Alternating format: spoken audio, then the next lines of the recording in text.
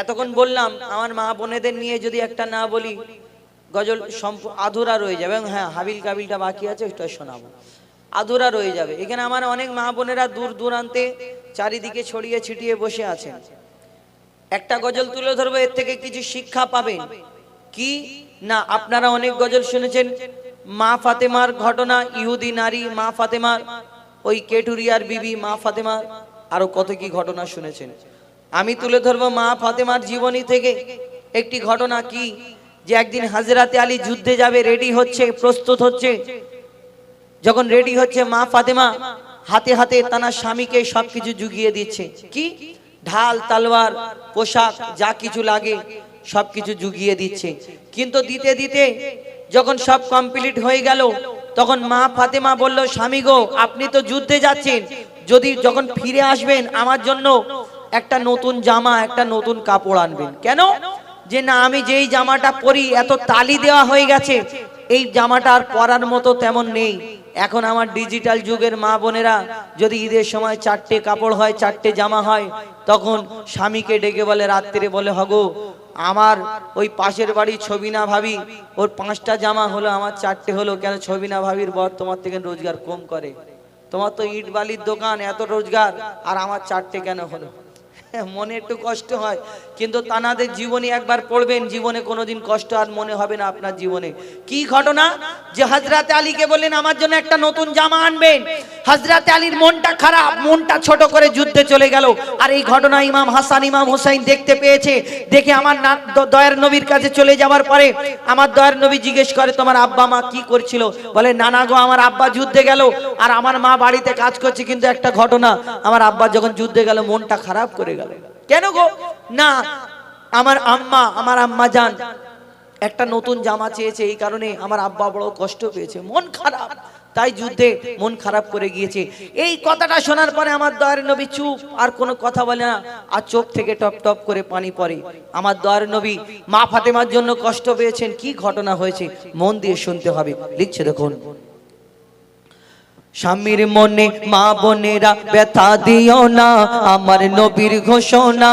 স্বামীর মনে মা বোনেরা ব্যথা দিও না, আমার নবীর ঘোষণা। ঘটনা শোনো মা ফাতেমা, ঘটনা শোনো মা ফাতেমার। স্বামীর মনে মা বোনেরা ব্যথা দিও না, আমার নবীর ঘোষণা। ঘটনা শোনো মা ফাতেমার, ঘটনা শোনো মা ফাতেমার। কি ঘটনা শুরু হয় কবি ছন্দের মাধ্যমে লিখছে দেখুন, ওই যুদ্ধ করতে যাবে আলী, হাতে নিল তলোয়ার। যুদ্ধ করতে যাবে আলী, হাতে নিল তলোয়ার। মা ফাতেমা স্বামীর কাছে করলো এমন আবদার, মা ফাতেমা স্বামীর কাছে করলো এমন আবদার। যুদ্ধ থেকে ফেরার পথে আসবে যখন ঘরে, একটি নতুন কাপড় কিনে আনবে আমার তরে, একটি নতুন কাপড় কিনে আনবে আমার তরে। এই কথা শুনে হযরত আলী বড়ই দুঃখ পায়, এই কথা শুনে হযরত আলী বড়ই দুঃখ পায়। যদি আমি শহীদ হয়ে যাই, কে আনবে বলো কাপড় তোমার? কে আনবে বলো কাপড় তোমার? হযরত আলী বড় কষ্ট পেয়েছে, যুদ্ধে চলে গেল। ইমাম হাসান ইমাম হুসাইন ছুটে ছুটে আমার নবীর দরবার, নবীর ঘরেতে পৌঁছে যায়। তারপর কি হয় কবি ছন্দের মাধ্যমে লিখছে দেখুন, ওই দুঃখ ভরা হৃদয় নিয়ে আলী গেল রনে, দুঃখ ভরা হৃদয় নিয়ে আলী গেল রনে। নানার কাছে ছুটে এলো হাসান হোসেনে, নানার কাছে ছুটে এলো হাসান হোসেনে। আব্বুর কাছে নতুন কাপড় চেয়েছে আম্মি জান, তাই আব্বুর মনটা খুবই খারাপ ছিল যে সে পেরেশান। আব্বুর মনটা খুবই খারাপ ছিল যে সে পেরেশান, আব্বুর মনটা খুবই খারাপ ছিল যে সে পেরেশান। এই কথা শুনে দয়ার নবীর কান্না থামে না, এই কথা শুনে দয়ার নবীর কান্না থামে না। কি ভুল করলো ফাতেমা, কি করলে বলো বেটি আমার, কি করলে বলো বেটি আমার। দয়ার নবী বড় কষ্ট পেয়েছে, তেনার চোখ থেকে পানি ঝরে। এইদিকে মা ফাতেমা নিজের বাড়িতে কাজ করে, মা ফাতেমা চিন্তা করে একদিন আমার দয়ার নবী প্রত্যেকদিন মা ফাতেমার বাড়িতে আসতেন, খোঁজ খবর নিতে আসতেন, কিন্তু একদিন এমন হলো মা ফাতেমার বাড়িতে 3 দিন হয়ে গেছে আমার দয়ার নবী আর আসে না। মা ফাতেমা চিন্তা করে আহা আমার আব্বার কি হলো, আমার আব্বার শরীরটা খারাপ নাকি, কেন আমার বাড়িতে আসে না। মা ফাতেমা বড় চিন্তা করে, মা ফাতেমা চিন্তা করে যে আমার দয়ার নবী বড় কষ্ট পেয়েছেন, এটা তো বুঝতে পারিনি। মা ফাতেমা ভাবলেন আমার আব্বার হয়তো শরীর খারাপ। ছুটে ছুটে নবীজির ঘরের সামনে হাজির হয়ে গেল। হাজির হওয়ার পরে আমার দয়ার নবীকে যখন সালাম দেয়, আমার দয়ার নবী সালামের উত্তর দিয়ে অন্যদিকে তাকায়, মা ফাতেমার দিকে তাকিয়েও দেখে না। কি হয় ঘটনা কবি ছন্দের মাধ্যমে লিখছে দেখুন।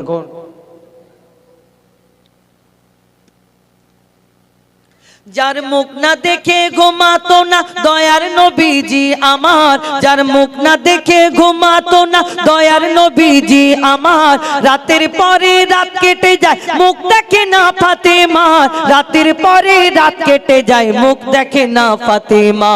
মা ফাতেমা ছুটে এলো আব্বা জানের কাছে, মা ফাতেমা ছুটে এলো আব্বা জানের কাছে, তবু বেটির মুখ দেখে না পেছন ফিরে আছে, তবু বেটির মুখ দেখে না পেছন ফিরে আছে।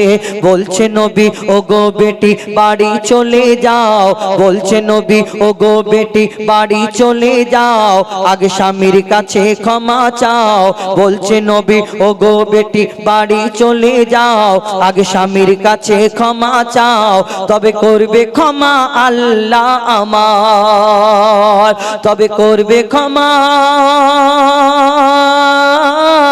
আল্লাহ আমার। দয়ার নবী বলছে আগে স্বামীর কাছে ক্ষমা চাও, কিন্তু বর্তমানে আমাদের এই পশ্চিম বাংলা কেন পুরো ভারতবর্ষেতে কিছু প্রধানমন্ত্রীর মার্কা মা আছে। প্রধানমন্ত্রী মার্কা মা মানে বোঝেন, এই যে শ্বশুর বাড়ি মেয়ের যদি কোনো কষ্ট হয়, মেয়ের ঘরে যদি কোনো অশান্তি হয়, মেয়ে যদি ফোন করে বলে হ্যাঁ গো মা আমাকে কোন জায়গায় কোন স্বামীর সঙ্গে বিয়ে দিলে, আমাকে যদি আমার ওই ঘরের পেছনে যে পুকুর আছে গলায় কলসি ঢুকিয়ে যদি ওই পুকুরে ডুবিয়ে মেরে ফেলে দিতে, তবু আমি শান্তিতে থাকতাম, মরে গিয়ে আমি শান্তি, মরে গিয়ে নাকি মানুষ শান্তিতে থাকে। শোনো, মরে গিয়ে নাকি মানুষ শান্তিতে থাকে, বলে গলায় কলসি ঢুকিয়ে ওই পুকুরের যদি ডুবিয়ে মেরে ফেলে দিতে তাও আমি শান্তিতে থাকতাম, এমন স্বামীর ঘরে কেন, কি হয়েছে? মা তখন ফোনেতে বলে কি হয়েছে, বলে না তোমার স্বামী আমাকে, তোমার জামাই আমাকে এরকম এরকম সব সময় বলে। আর তখন সেই মা উত্তর দেয়, প্রধানমন্ত্রী মার্কা যারা মা হয় তারা বলে হ্যাঁ তোকে বলছে মানে তার এত বড় আসফাদ্দা, হ্যাঁ আমার কি ক্ষমতা কম আছে আমাদের? তোকে যদি দুটো বলে তুই 4টে বলে আদায় করে নিবি, তোকে যদি দুঘা মারে তুই 4টে তাকে মেরে আদায় করে নিবি, তারপরে আমি আছি, আমার কত ক্ষমতা ওরা জানে না। প্রধানমন্ত্রী তো ওই ক্ষমতা জাগায়। আর এই কারণে সেই সব প্রধানমন্ত্রীর মেয়েগুলোর এই সংসার হয় না, আর সংসার ভেঙে ওই বাপের বাড়িতে এসে ভাইদের কাছে পড়ে থাকে। তুমি যে মেয়েটাকে ঘরে এনে ফেলে রেখেছো ওই ভাইদের কাছে পড়ে আছে, তুমি তো 2 দিন পরে তোমার কবরে পা চলে গেছে, তুমি এখনো প্রধানমন্ত্রী গিরি করছো দুনিয়ায়, আর তুমি যখন মারা যাবে ওই মেয়েটার কি হবে? সারা জীবন ওই মেয়েটার ভবিষ্যৎ শেষ হয়ে যাবে। তুমি সারা জীবন কোলে করে নিয়ে বসে থাকবে, হ্যাঁ আমি দেখে নেবো, তুই যা পারিস কর আমি দেখে নেবো, এই কথা বলো। আমার দয়ার নবী বলছে স্বামীর কাছে ক্ষমা চাওয়া, তুমি কে? কবি ছন্দের মাধ্যমে সেই সম্পর্কে লিখছে দেখুন। আমার মা ফাতেমা বড় কষ্ট পায়, ছুটে ছুটে নিজের বাড়িতে চলে যায়, নিজের ঘরে পৌঁছে যায়, তারপর ডুকরে ডুকরে কাঁদে। তারপর কি হয়? কবি ছন্দের মাধ্যমে লিখছে দেখুন। ওই যুদ্ধ হতে হযরত আলী এলো যখন ঘরে, যুদ্ধ হতে হযরত আলী এলো যখন ঘরে, চাইছে ক্ষমা মা ফাতেমা পা দুটোকে ধরে, চাইছে ক্ষমা মা ফাতেমা পা দুটোকে ধরে, ক্ষমা করে দাও আমারে আর করব না এমন ভুল, তোমার মনে ব্যথা দিলে ব্যথা পাই গো খোদার রাসূল, তোমার মনে ব্যথা দিলে ব্যথা পাই গো খোদার রাসূল। আলী ফাতেমা হাসান হোসেন নবীর কাছে যায়, আলী ফাতেমা হাসান হোসেন নবীর কাছে যায়, নবী মোর দেখে শান্তি পায়, এমন ভুল কখনো করো না গো আর, এমন ভুল কখনো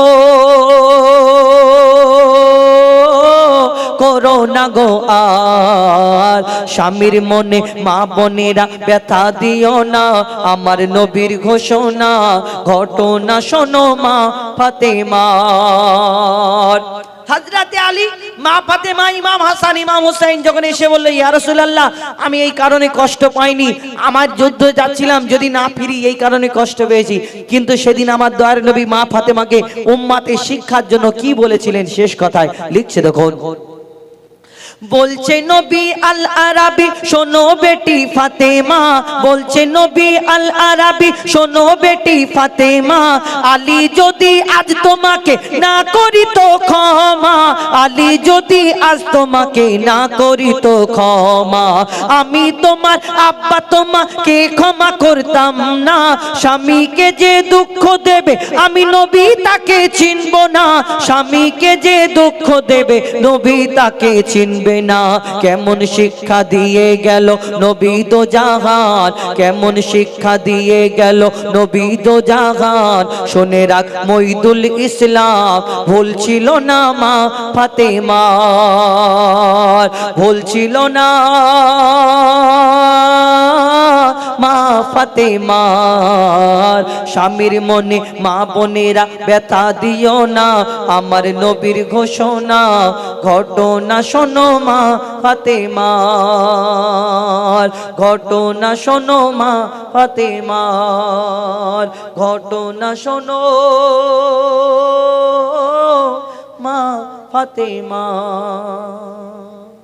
যাই হোক, হয়তো আমার অনেক মা বোনেরা কষ্ট পায় আমার এই গজলে, কিন্তু আমার তো বাপের ঘরের কথা না, আমার কবি ছন্দের মাধ্যমে কোরআন হাদিস মোতাবেক কিছু কথা তুলে ধরেন, আমরা তুলে ধরি। তো এখন ডিজিটাল যুগ, আগেকারের নারীরা তবু আমার দাদিদের যুগে দেখতাম ভালো ছিল, স্বামী বাইরে থেকে কাজ থেকে ফিরলে স্বামীকে কত সম্মান খেদমত করতো, কি লাগবে গামছা লাগবে পানি লাগবে লুঙ্গি লাগবে সামনে দাঁড়িয়ে থাকতো। এখন ডিজিটাল যুগ, আপনাদের ওখানে কি বলে জানি না, মনির মা কচির মা বা কি জানি না, তো আমার মানার মা অনেকজনা বলে। তো যখন এখন ডিজিটাল যুগ, স্বামী যদি বিদেশ থেকে কাজ থেকে ফিরে বলে হাগো মনার মা বা কচির মা আমার ওই লুঙ্গিটা কোথায়, আর যদি লুঙ্গিটা দেখা যাচ্ছে যে ওইখানটাই রাখা আছে লুঙ্গিটা, তখন মনার মা এমন করে বলে কেন চোখে চাল্লিশে হয়েছে দেখা যাও ওইখানটা রাখা রয়েছে, এরকম জোরে জোরে বলে, দাঁত মুখ এরকম ওইখানে রয়েছে দেখা পাও না, হ্যাঁ তোমার চোখে চাল্লিশে হয়েছে, আমি তোমার এত কাজ করছি দেখা পাও না, তোমার বাচ্চা কাচ্চা সামলাবো তোমাকে সামলাবো আবার তোমাদের আব্বা মা পুরো ফ্যামিলিকে সামলাতে হবে, জোরে জোরে স্বামীর সঙ্গে কথা বলে, বলো কোনো অসুবিধা নেই। যখন ভিতরে যাবে গুড়গুড় গুড়গুড় করে আওয়াজ হবে, মনে করো আল্লাহ একবার ছেড়ে দাও আমার স্বামীকে, এইরাম পা জড়িয়ে ধরবো জীবন ভোর, আমার স্বামী আমার যতক্ষণ না ক্ষমা করে আমি ছাড়বো না। আল্লাহ তোমাকে পাঠাবে মনে করে যে এসে আমি পা জড়িয়ে ধরবো না, শুধু আওয়াজ বেড়ে যাবে গুড়গুড় গুড়গুড় করে আওয়াজ হবে, মনে করে আল্লাহ একবার ছেড়ে দাও, সে এমন আওয়াজ হবে আওয়াজ কেউ শুনতে পাবে না, শুধু ওই যে যার প্রতি পড়বে সেই শুধু শুনতে পাবে, আরো আওয়াজ বাড়বে গুড়গুড় গুড়গুড় গুড়গুড় করে।